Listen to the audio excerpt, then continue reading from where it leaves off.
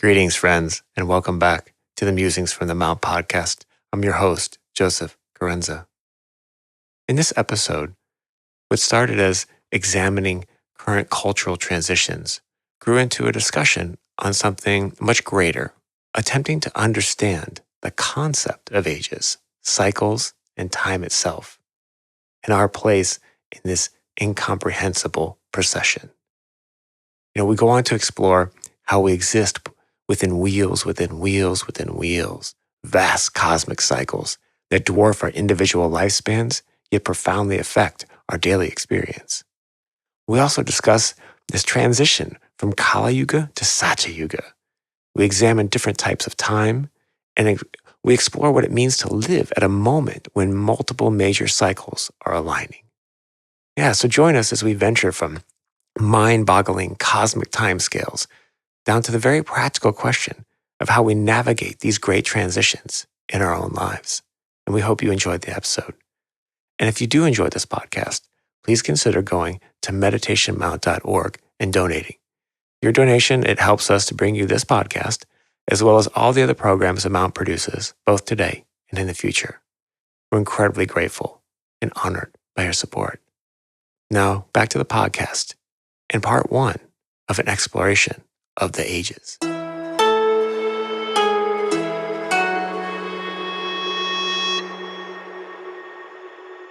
When we initially decided on this subject, my initial research went a certain direction and then completely turned around. And it turns out, as we talked before the podcast, that we both kind of had the same thing. When we talk about the ages, the time, these eras, and we talk about evolution, we talk about when you progress or conserve, it brings up all these different issues. And we thought because of the current cultural climate, we needed to address what it means to move from one era to another. But then when we really started looking at just the concept of time, the concept of eras, and it gets really fascinating very quickly. And we were both like, whoa, this is much bigger than just a silly, political conversation. Absolutely, because everything is happening in a larger dimension. And that dimension is alive and has cycles moving through it as it moves through cycles. In previous broadcasts, we've offered the picture of a nested universe, like lives within lives within lives. I'd like to put that in motion and have that more dynamics. Think about wheels within wheels within wheels, cycles within cycles within cycles. And there are vast cycles in the outworking of creation. And inside of those are the lesser cycles. And that's where, and the most focused turn of the wheel would be each day, a daily cycle, and then a life in the year of humanity, so we can wrap our arms around it. But these larger, vaster cycles are beyond our imagination, they're beyond our understanding because they're vast. So I'd like to follow the tradition that we are part of and always move from the universal to the particular, Joey. So in terms of analogies, though, just one thing you always you've said many times before, the idea of like a runner who is actually off balance. Like if you're really truly running at form, you're wildly off balance. You're not, and that it's that balance between, or that interplay between like the desire to conserve and the desire to evolve. So like that's sort of the backdrop of everything that I was thinking of as we approached this. So I just wanted to kind of give some context of what we were thinking. So like we were thinking, how do we explain what is it, the desire to conserve or the desire to progress? Because these are the in-breath and out-breaths of the great breath, the Creator's breath. Yeah. I mean, we're talking about the breath of the Creator. Mm-hmm. And this is reflected in everything from the binary 1 and 0 to the yin and the yang. I mean, it's so the positive and negative of energy flowing from one point to another. It's completely played over and over again everywhere you look. Yeah, we touched on this in a podcast last year. The ones and the zeros of the digital world. The one represents, if you like, the masculine aspect, and the zero, the feminine aspect. They actually represent a line and a circle. And when the line penetrates the circle in an upward motion, you create a spiral, which is the spirally. Mm-hmm. It's a spiral of life. So it's everything is an interaction of ones and zeros. Mm-hmm. And yet there are times when an age is more zero-based. Right. and an age where they're more, one-based. Yeah. And right. we're moving from a one-base to a zero-base. Yes, and some of us are struggling with that. You see people sort of lost in the realization, but and all things in good time. And speaking of time, let's actually go out as far as we possibly can, because if you turn to the Vedic tradition, you can catch a glimpse of the vastness of what I call infinity and eternity. Mm-hmm. Infinity is boundless space. Eternity is boundless time. And infinity and eternity are the warp and the woof, upon which the fabric and substance of the creative stream is woven. So this is the loom. The loom of creation is the warp and woof of time and space. Mm. Now, if you go back to the Vedic tradition, and particularly the Mahabharata, it says, there is something called a year of Brahma. Mm. And you think, a year of Brahma, what's that? Oh, well, a year of Brahma constitutes 100 such years in his life called a Mahakalpa. And that happens to be 311.04 trillion years. This is where you go, what? How much is that? Or 36,000 kalpas plus 36,000 pralayas. Activity, rest, night, day. Right. And then you break it down into the next cycle, the wheels within wheels, and you go, manvantaras. So what is a manvantara? It's a Sanskrit word, and it means the duration of a manu, or the lifespan of a manu. And the word manu really means mankind. So when you think about man, it isn't a sexist thing. It isn't that we're talking masculine or feminine. The word manu comes from the mind principle. Mm-hmm. So the manu is the progenitor of mankind. It's the ideal model. And it's the outworking of this model in time and space. The antara means the interval or the period or term. So the manvantara is the cycles it takes for the unraveling, revealing of this dream.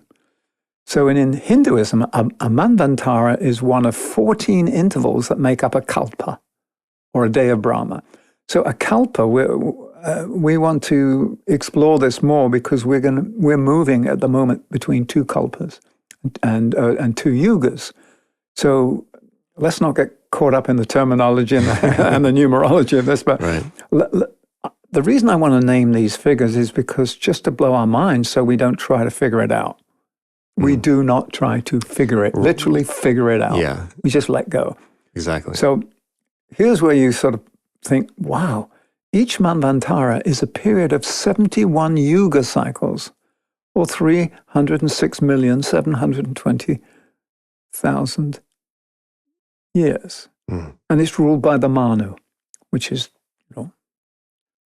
the Manu is the ideal model of creation, of what we're looking at.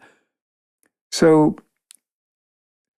the concept of a manvantara is related to the idea of pralaya, which is the period of repose in between activities. So in the cycle of reincarnation, a manvantara is the time spent alive in the world, while pralaya is the time between death, when the soul is somewhere else in the subtle realms. And we have it ourselves. When we're not incarnated in this dense physical body that we occupy right now, we exist in the subtle realms, because as we said in our podcast series on death and dying, there are no dead people. Mm-hmm. Life continues. It's the continuity of consciousness now. The consciousness may be embodied in a subtle form or a dense physical form. The same with the universe. So here we have more figures to sort of choke on. So a manvantara lasting for 306,720,000 years. And it represents 71 yuga cycles. And this is where it comes down, where we can begin to see it. A yuga cycle is a world age. And each Yuga cycle lasts for 4,320,000 years. Okay. And inside that cycle, there are 4 Yugas. Krita or Satya Yuga, which lasts for 1,728,000 years. Treta Yuga, which lasts for 1,296,000 years. Dvapara Yuga, which only lasts for 864 million years. And Kali Yuga, which only lasts for 432,000 years. And we're at the transition point between Kali Yuga and Satya Yuga. So I want to come back to that later. So there are those auspicious times in evolution when all the cycles line up, Joe. You imagine it like a combination lock on a safe. You know, you click it in, and all the numbers line up. It goes click, and you can open the safe. Well, when these numbers line up, when all of these cycles come to a beginning and an end, there's a big click, and then we can open the vault of heaven. Yeah. And then that's where we find ourselves right now. We're at a moment in history where there is an alignment of many cycles, where they've reached the end and about to begin something else. They all are lined up. So you've got this big combination lock. And when it's opened, cosmic energy pours into our planet that we've not had access to before in such a conscious way. So I don't want to keep on with the numbers and all of that. I just wanted to do that for effect. Yeah. But what we're talking about is this is a particular age that is special because it's a lining up of the beginning and endings of many major cycles within cycles within cycles. Yeah. Wow. I mean, when I think about just the pure scale of that, it helps for me to kind of paint a picture. So I like to think about what it was like when engineers were using a slide rule. And so your boss said, hey, I need you to change the slope on this thing that we're making. You guys go figure this out. So they go back to their drawing boards and they get their slide rules and then they get an answer and go back to his boss. And if you could think about that as one cycle. And then at some point in time, we had analog computers with simple gates. They were the size of a room, sometimes the size of a warehouse. In that cycle, I mean, that was like a land speed record compared to the slide rule, even though it might take hours or a day to, And then you go forward into now we're walking around with these supercomputers in our pockets, like that. And we don't even think about clock cycles anymore because it's so fast and so many of them happen simultaneously that it's more of just like this almost like constant waterfall of data. Well, in fact, I was at the transition between the big clunkers. Right. Back in 1966, I worked at the headquarters of a bank in Stockholm, and there was the computing room there, and the computer would just about fit into our recording studio. It was a Xerox. It was huge, and it was like valves, and it was... Yeah. And then... Wow, we got IBM 360s with these little blue towers and right. And then now, as you say, I take for granted that I can do whatever I need to do on my smartphone. I mean, we're so used to it, but the pure insanity that you would like try to explain to, let's say, a maritime navigator. Around the time of, let's just say that the BC to AD crossover, that this device in our hand would have GPS, tell you where you're going, while you're watching a movie, listen to a podcast, while you're scrolling a bunch of pictures in real time. There's no context for that. No, but what it misses is your living relationship with the universe. That's true. Because they would know the stars. Yes. They would navigate by the stars, and when they were going across the waters, you hear about the indigenous people from Hawaii. They would know when they would meet another current. They could hear it slapping against the side of the canoe or the side of the outrigger in a different way. And they knew, oh, now we're coming into here. They knew where the stars were. They also, just like the Aboriginal people in Australia, they could hear the stars sing. That's right. Yeah. And therefore, they did have a living navigational aid. We've lost that. We've had to revert to technology. Yeah. Hopefully, when we develop intuition and more sensitivity, we will be back in touch with life. Right. We have touch screens, but are we touching life when we touch the screen, Joey? It's a very good question. And that's I think that's an interesting combination. That could almost be a whole nother episode about conserving versus evolving. And for me, it's interesting to me how that the Holy Roman Empire and their part in this of trying to weed out anyone that did have that intuition, second sight, any kind of psychic ability. You were a witch. So. Well, because you were bringing it down to known and controllable units. Mm-hmm. Yeah. You can't have any rogue elements that are intuitive. Yeah. That's true. And then so there's these two energies: the energy of crystallization and the energy of fluidity. It's like they're constantly the ebb and the flow. Well, it's in a strange way, the two ages that we're in between at the moment, Kali Yuga and Satya Yuga, represent exactly what you just said. So if we go back to the Agni Yoga teachings, and I just pulled out some quotes from Agni Yoga, it says, hence, in this Kali Yuga cycle of death and destruction for the age of the mind, there is already emerging a new paradigm of the Satya Yuga cycle, or golden age, a renaissance for the human spirit that will set the tone for the age of Aquarius. Mm-hmm.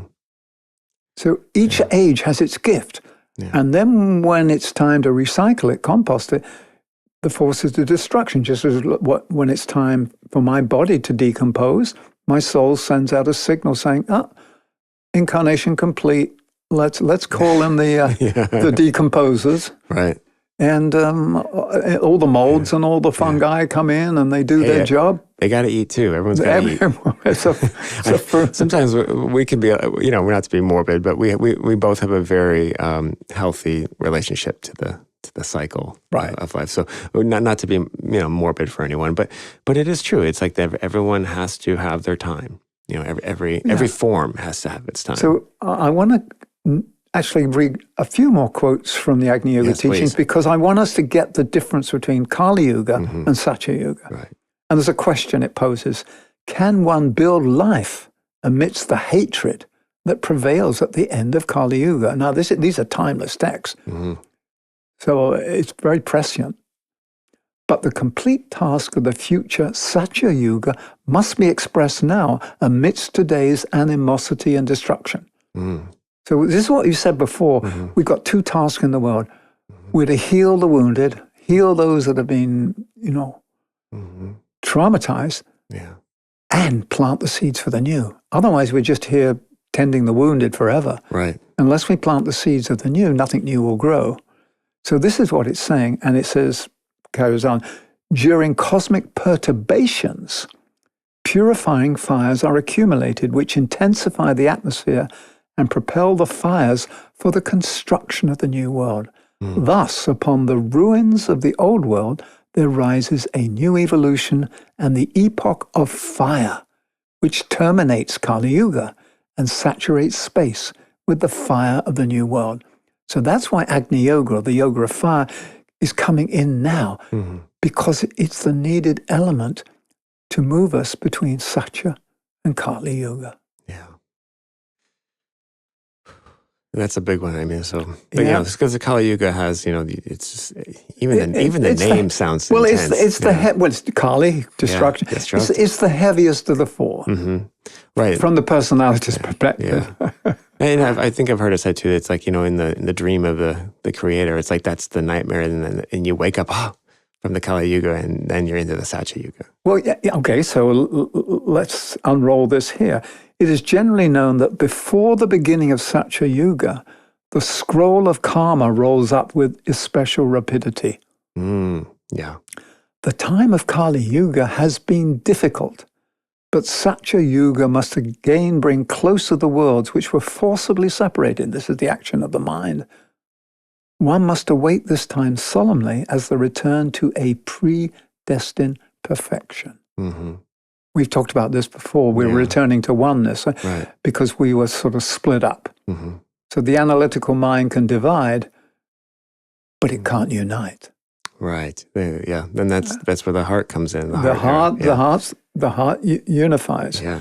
So it goes back to, it says, the nature of Kali Yuga is characterized by a division of the entire organism into its component parts. It's all being split up. The disunited. Yeah. But the Blessed Mother arises at dawn in order to gather these scattered parts of the one being. The Mother of the world attracts the attention of nations and awaits the star of the morning. It's basically saying this new Satya Yuga is the era of the feminine, because something new has to be born. And if something new is born, but by the way, Satya Yuga is the first of the 4 cycles of the yugas. Yeah. We're at the end. We're at the ending. We're at the fourth and the last. This is the first. We're in the wrap-up. We're in the wrap-up. And now at the next turn of the spiral, we go to the mother. The mother gives birth to all things. And then it goes on a little bit more just to describe the nature of Kali Yuga. Falsehood and darkness fill the end of Kali Yuga. One must realize this in order not to lose one's strength. It is impossible to avoid the dark days, and only a knowledge of their cause will give one the patience to survive them. Yeah, and I think that's very important too. And I think that's also, we're talking about some subjects that require a little bit of a leap of faith, but I also feel that that's a reason why so many souls did a fast reincarnation, because they're here. It's an all souls on deck. You've come reincarnated to help people through the dark days, to help humanity through dark days. I think you're going to continue to see that is these, you can call them an indigo child, indigo soul, but there's going to be people returning to help navigate this. Well, if you like, the indigo souls, the indigo children, are, if you like, the ideal models of the Satya Yuga. Mm-hmm. So they're showing, it's the blueprint for the new human. So in the Puranas, it was actually predicted that towards the end of the Kali Yuga, which is now, humanity would be driven to acts of madness. Well, these are the words. Well, welcome to the clan base. Yeah, it is very dangerous that people do not recognize this state, for while it is possible to cure a patient who does not resist treatment, if he struggles against it, the beneficial effects of the medicine will be diminished. So if we don't accept that this is happening, we don't understand that we're going through this dissolution. Well, I think sometimes you especially see this in some of the more new agey online people. They're talking about this sort of split in the timeline, or the split in like some humans are going some way. I like to think, instead of personalizing it and calling it a person, I like to think about it more of an idea. So some ideas are going to be, we basically decided, okay, we tried it. It didn't work. So let's try some new ideas. Right, but the new ideas is, I think there's still the deep archetype of the dream. And now we're still doing variations on the theme of the dream. We haven't aborted the project. Right, of course not, no. You can't, because it's life. Right. So the final quote from Agni Yoga, Plato spoke about beautiful thinking, but what kind of beauty is possible when there is hostility between man and woman? Now is the time to think about equal and full rights, but darkness invades the tensed realms. However, all the dark attacks will serve a certain good purpose, for those who have been humiliated in Kali Yuga will be glorified in Satya Yuga. So this is the rise of the feminine, not a matriarchal that's going to sort of rule over others, but it's the feminine aspect as the nurturer, that which nourishes and gives birth to the promise inside the seed, Joey. I think people, especially men, can sometimes have apprehension that whole idea kind of unnerves them. But really what it is at the same time, it's it's the fostering, the rebalancing of the feminine, which in turn lifts both sides of the, to a point of connection at the top. So. Well, in fact, in the Agni Yoga teaching, it clearly states what's the role of men in this new era to support the women. It says, not to be hand servants, but to literally, what does support means? To stand under, to understand, and to give your love and strength to that part of creation whose time it is to be the creative portal. Yeah. You have to know in your time when you've got to leave the stage. You can't hog the stage. You can't hog the limelight. Yeah. I think that masculine just doesn't want to get out of the spotlight. It doesn't, and they've been very, very comfortable there. But it's time for, to hear some new voices and new ideas. And otherwise you just become a cover band, So. Thank you. So we've talked about yugas, and we're in between Kali Yuga and Satya Yuga. I think everybody knows we're in between these two ages, the Piscean age and the Aquarian age. And we're shifting between, and the Piscean age, those of you who are familiar with the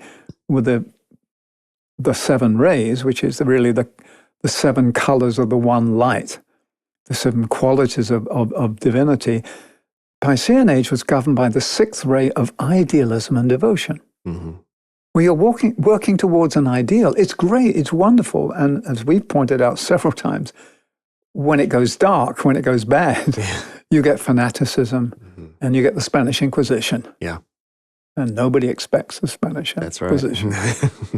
But now if I can quote a song, we're now at the dawn of the dawning of the age of Aquarius, which is governed by the seventh ray of synthesis. So it's a different quality that's bathing us, and therefore new things are possible. Let me offer this perspective, because sometimes we try to think, what does it mean to move from this age to this age? Like the earth is conditioned and is blessed by 12 different qualities through this greater zodiacal cycle that it's constantly moving. Because it's moving from the Piscean, and then it's moving into the Aquarian age. And it's moving in the opposite direction that we celebrate the solar signs here. We go from, Well, I mean, for me, I don't mean to be flippant, but it's like it's like two weird tastes that taste good together. So like the Korean taco truck, it's like. Right. It's like, well, you just got to try it, man. It's delicious. So here's a way of holding it. Imagine you're standing inside a slowly revolving circular building, okay? And this building has got 12 stained glass windows. Right. And these windows represent the different colors and qualities of the zodiac. And as we turn, the outer sun pours through a particular window and bathes the earth with that particular coloration coming through that constellation or window. So these are the colored rays and qualities associated with each of the signs of the zodiac. That means that we are blessed by 12 different qualities of light, 12 different colorations, different rays, which, like in gardening terms, it gives you 12 different nutrients. Okay. So the light is now pouring through the window of Aquarius at the start of this new turn on the spiral of evolution. You can see it that way. So it's not just, we're moving from one age to another, but imagine now that the Aquarius isn't just a name.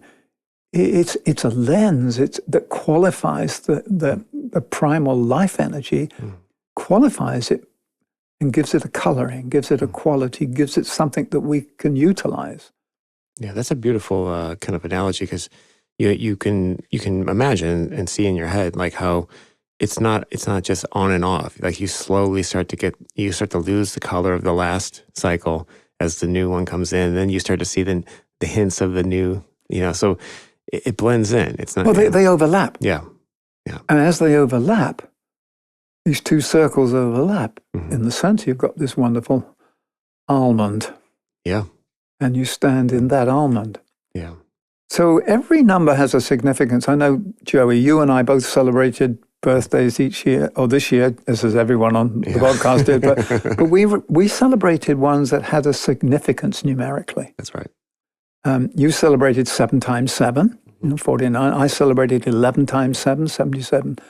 So you could say, wow, what's the significance of that? Well, it's the completion of a cycle. Mm-hmm. It isn't like, oh, I'm this old. No, I've gone through these many cycles. And cycles are the seasons of unfolding of the inner promise. Now, each day we have a cycle of 24 hours. Mm-hmm. And I know that jokingly, you said before, there are people who say, I don't have enough time. And I say, oh, sorry, I'm sorry to hear that you didn't get the allotted 24 hours that the rest of us got. Right. It's how do you use your time? How do you live in time? And how does time live in you?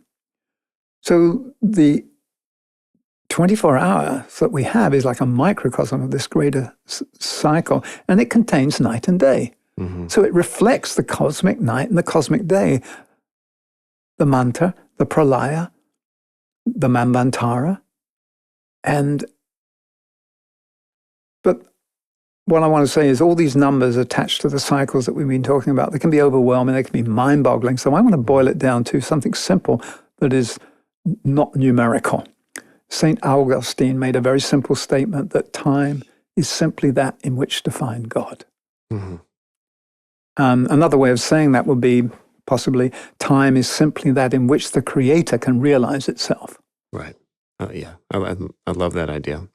And so that's where I believe we're at. And the Tibetan, the Master D.K., whose writings that we follow here because it's part of our lineage, he said that in the next, 50, 100 years, we will have a new understanding of time. Mm-hmm. Some of that's already happening as we understand that the difference between Chronos time, which I call tick-tock time, which is you look at, oh my gosh, I've only got 5 minutes left, mm-hmm. and Kairos time, which is the needed cycle to complete a stage in the flowering. Mm-hmm. Yeah. And you don't measure it by a clock. You sense it's an unfolding, it's a movement, it's a qualitative movement. Yeah. Whereas Chronos is a quantitative movement. Yeah.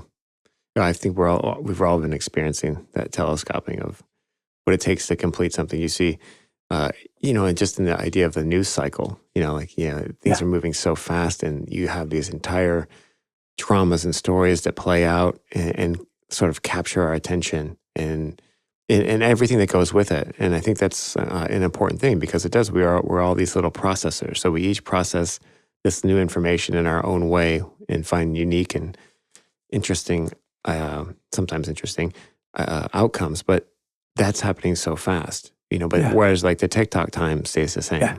Well, a few months ago, we recorded a 3-part series on death and dying. Mm-hmm. And it was very clear that there is really no death. It's just you're moving through time and space in a different way. Mm-hmm. And that all cycles are passages of life through time, space, and substance. Yeah.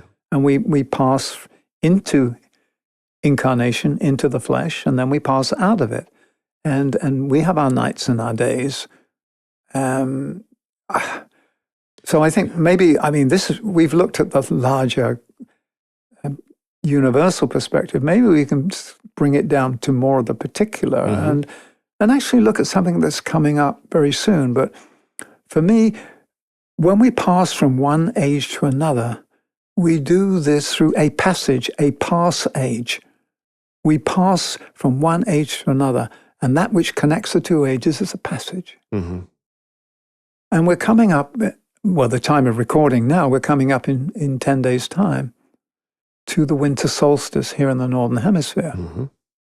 So what is the winter solstice? Well, if you measure it in light, it's the time when the sun stands still and marks the exact time of the longest night and the shortest day. Mm. It hangs pendant for one non-second. Right. Yeah. For a timeless moment. Mm-hmm. It hangs in the balance. Yeah. And then, we're back on the waxing of the light. Right. The light was waning up to then. And now the winter solstice is the celebration of the return of the light. And that's why Christmas is here, the return of the inner light, the return of the Christ presence within, and the reappearance of an outer embodiment of that same light. So Advent that we're in at the moment Advent means coming towards, or the coming one. Mm-hmm. So we're coming towards a point in time. Now, if you go back to how different cultures have celebrated the winter solstice, you've got the Druids and the way they did it. And it was always the same thing. It's celebrating the return of the light. You go back to Egypt. I love this particular tradition that I learned about. At the time of the pharaohs, in Egypt, at the solstice, they would find out the first male child that was born after the exact time of the solstice. Mm-hmm. They would take that child and would parade it through the streets to represent the god Ra. Mm. Because it was the return of the sun god, the return of Ra. Yeah. And as they moved through the crowds would shout, "Hoorah! Hoorah! Hoorah!" We still use that, hoorah. Yeah. Yeah, but that's where it came from. and it's like, because it's to celebrate the return of the light. Now, just to complete the Egyptian thing, there are other stories that involve passages. Mm-hmm. For instance, we did a series on initiation, and in Egypt, the neophytes, those that aspired to initiation, once they qualified to begin the test, the spiritual boot camp, they were placed in the lower dark chambers of the pyramid. Mm-hmm. They had to make their way upwards towards the upper chambers through these narrow passageways. Mm-hmm. And as they crawled through them, it was dark, it was cold, it was whatever. Priests were sort of placed at different sections, and they would whisper, I think, through cracks or openings in the passage. They would call out to them, "Hey, who are you? You're not worthy to go further. Look at all the darkness. You're unclean. It was all the voices that said, you cannot go further because you're not worthy. Mm. And if you then started to be filled with fear and doubt, you would freeze. Right. The only way is to know that, no, inside of me is the inner light. I need to go where my inner light can meet a greater light. And therefore you persevered, you went up, and you made it through the initiation. It was pretty tough, but then it's another example of a passage connecting two states of consciousness, two ages. Mm. Right. I just named that, and then just to wrap this up, if you want to quote one of the most ancient prayers on the planet, the Gayatri, lead us from darkness into light, from the unreal to the real, from death to immortality. Mm. So, Joey, we've bitten off a huge chunk here. I mean, I want us to be able to digest it. Do you want to make sense of what this all means to you? Yeah, well, something that you said, and this is a concept I'm familiar with, but I want to maybe bring it into this idea of, make it contextual and modern, is so the idea that when calculating this time, it's the time on during the day and the time at rest. So how does that change now that we basically we're always on? Like we're constantly on. We're a 24/7 culture, world, species. We're just if are we not getting enough rest now? Is like, how does that work? Or is that the telescoping of time, or is that the change in the the experiential time? This is a great question. I like to take a 20 to 30 minute nap in the afternoon, not just because I'm getting old, but because it's a way of quickly recharging because of the intensity of life on the planet now. Yeah, I mean, I'm right there with you on that, because I find that same thing. It's like I have to turn off my antenna for 25, 30 minutes, probably twice a day, So when you think of rest, rest isn't emptiness, isn't just nothing. Rest for me is inner activity. So it's inner activity, outer activity. Right. At the moment, we're doing a lot of outer activity. And in fact, when you and I put together the soul gardening course, we did this whole thing on the seasons. And we noticed that in most societies now, in the Western society particularly, we don't honor all 4 seasons. It's mostly based on 2, spring and summer.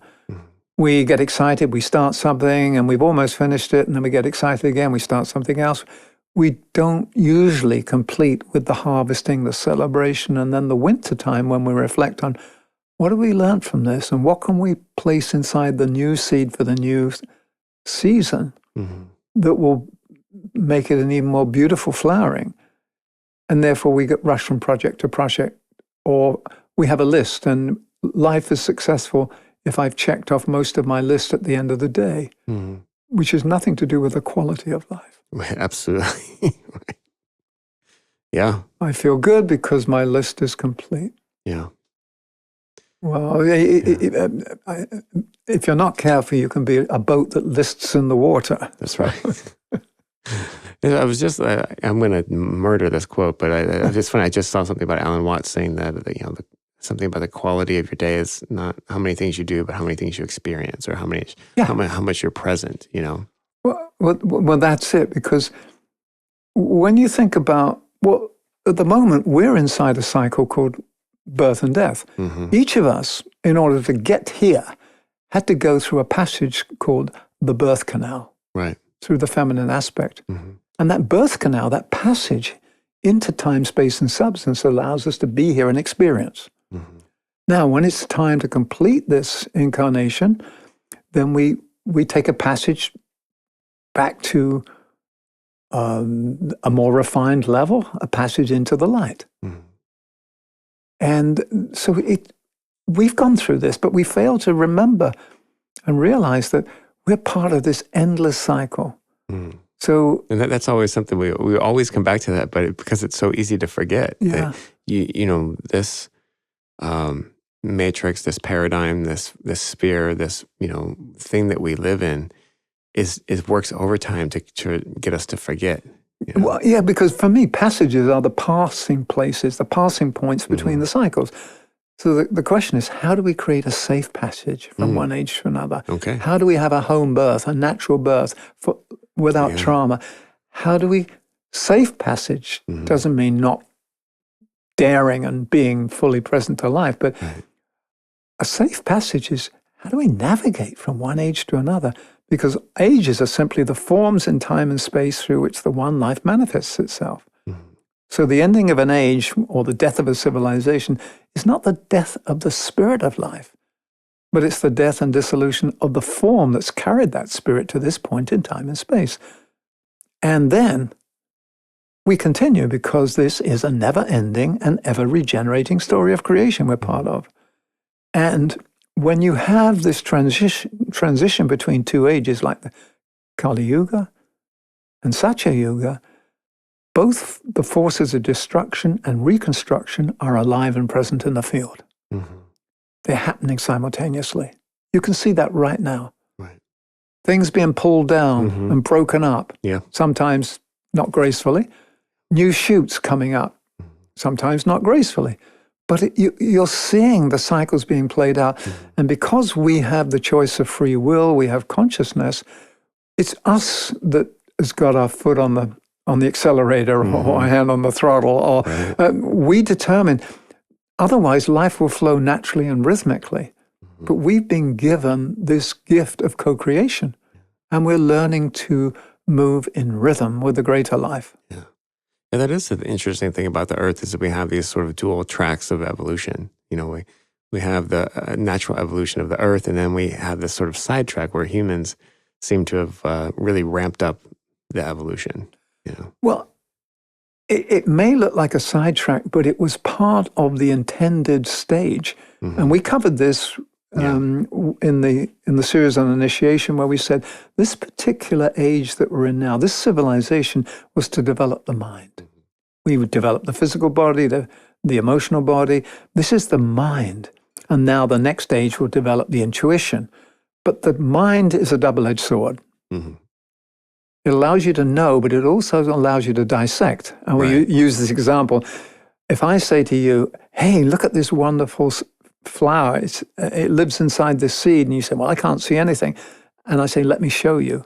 There are two ways you could approach it and say, let me show you. I'm going to plant this seed in the soil and let's watch it grow together and unfold and reveal what's inside it. Or I could go and take my penknife and cut it open and say, oh my God, it's a lie. There's nothing in there. It's just matter. I don't believe in all of this spiritual stuff.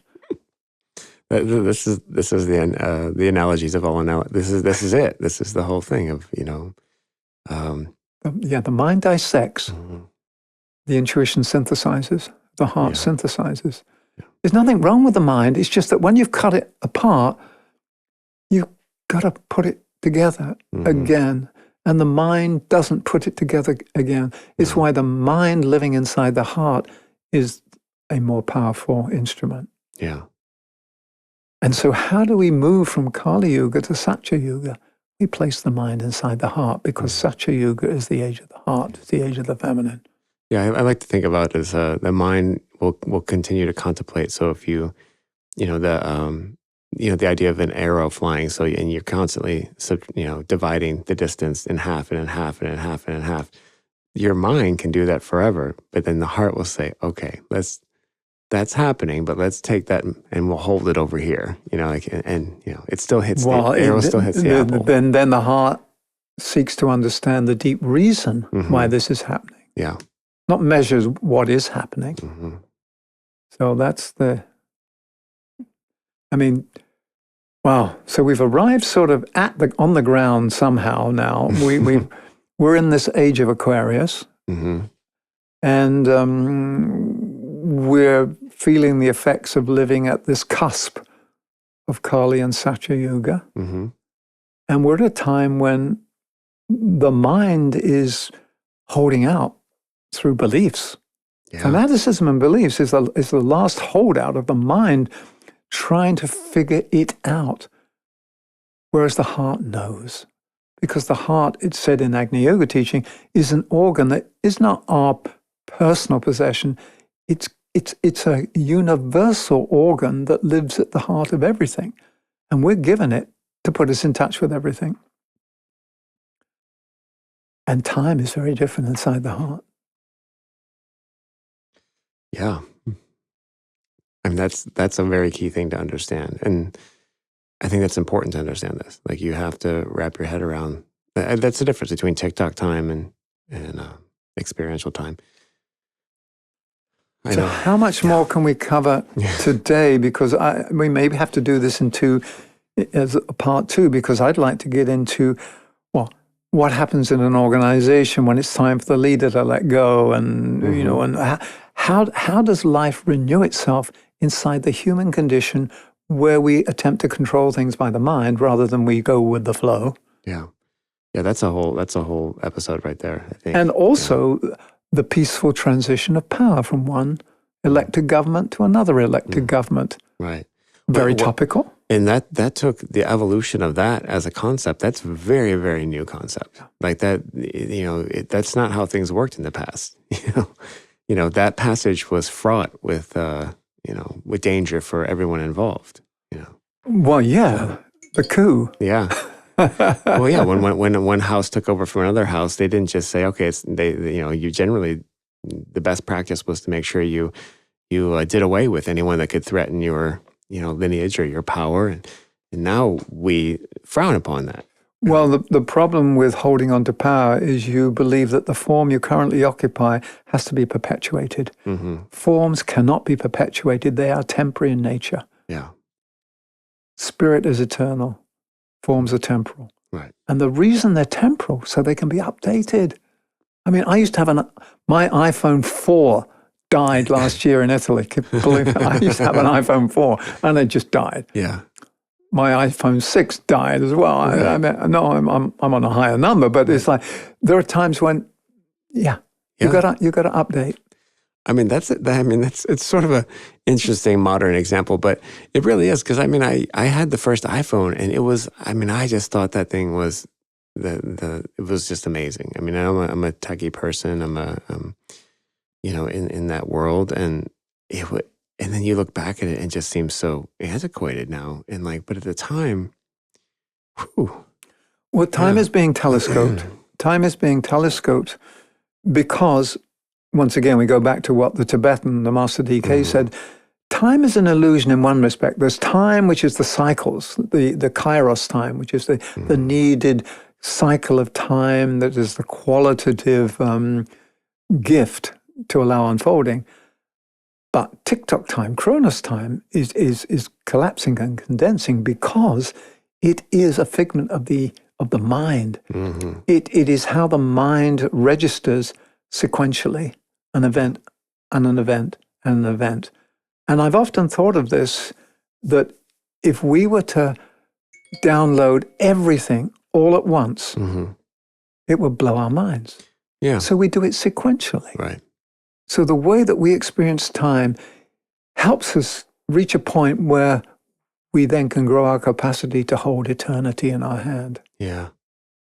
Yeah, I think that's a beautiful description of that, because, and there's an analog to, data going over, the internet. I mean, so, they figured out, well, you can't send this whole block at once, so you have to chop it up into these tiny little bits.